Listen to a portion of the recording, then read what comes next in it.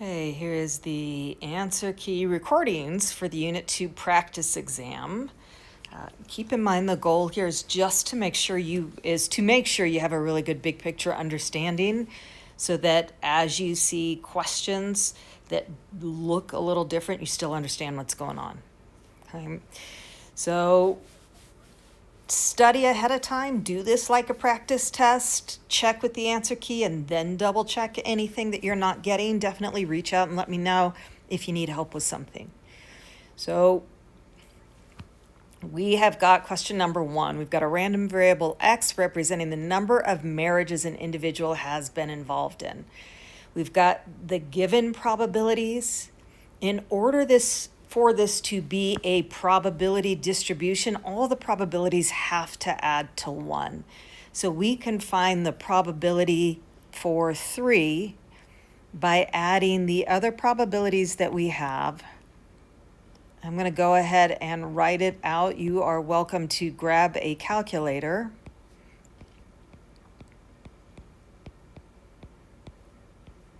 And when we add all these up, we get 0.973. So to find the probability of 3, it's got to be whatever takes us to 1. So 1 minus 0.973, and we get 0.027. Okay, so the probability of 3 is 0.027. That means the probability, because it says interpret as well,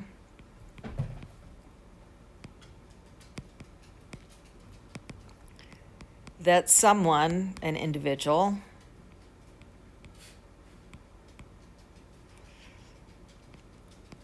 has been involved in 3 marriages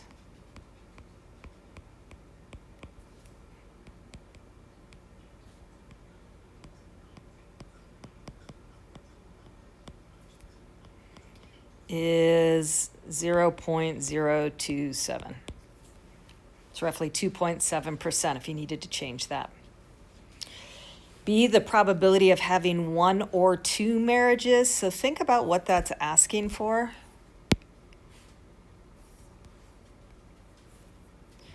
Probability of 1 or 2 marriages. So that's 1 or 2.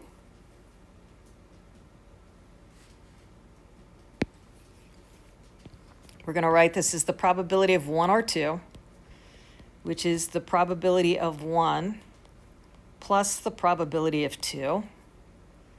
1 is 0.575. 2 is 0.121. When we add those together, we get 0.696. Okay. And I don't care if you rewrite this so it says probability of 1 or 2 equals 0.696. Keep in mind as you take this exam online, in My Open Math, you do need to show the work. So as long as you have got this part here and showing how you're getting this part here, you're good for full credit. So probability of at least 1, x greater than or equal to 1.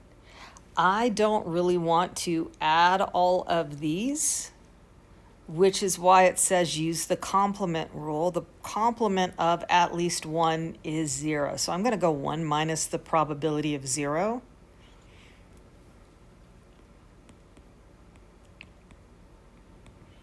And I am going to get 0.728.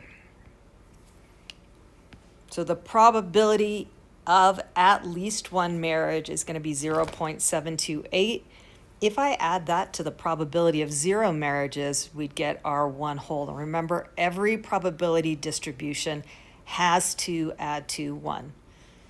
Probability of something equaling 1 means it definitely happens. And if we are covering everything that could potentially happen, yeah, it better be 1. Okay. D, expected value, and I am going to write this out. To find the expected value, we take our x value and we multiply by the probability. So I have got 0 times 0.272. The nice thing about the recordings is you can at any point pause, get caught up.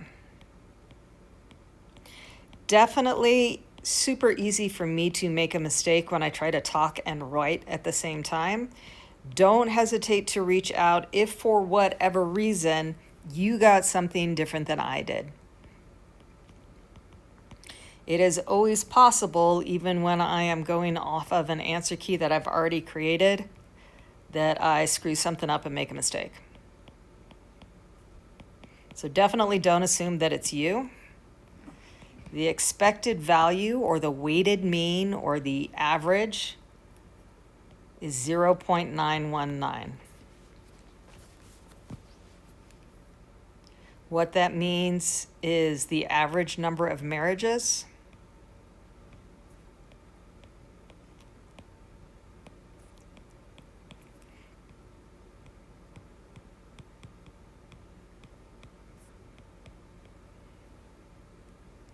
is 0.919.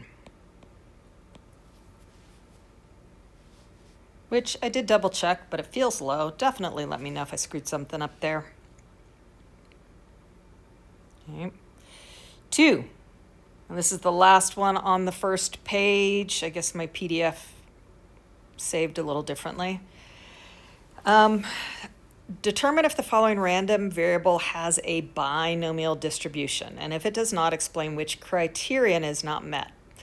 So it's really easy when we know that we're looking for a binomial distribution to read something as a binomial distribution. So we're going to be really careful here. In a small town in Colorado, a randomly selected customer in King Soopers are asked to determine if he or she was born in Colorado. The state where he or she was born is recorded. Now, this is what I'm going to tell you. This is not a binomial distribution because we are not recording born in Colorado or not. If we want it to be binomial, we should have only born in Colorado or not born in Colorado as our outputs. So because here we are recording the state where somebody's born, that's not just 2 things. So it seems really picky, but we are going to call this not a binomial distribution because of that.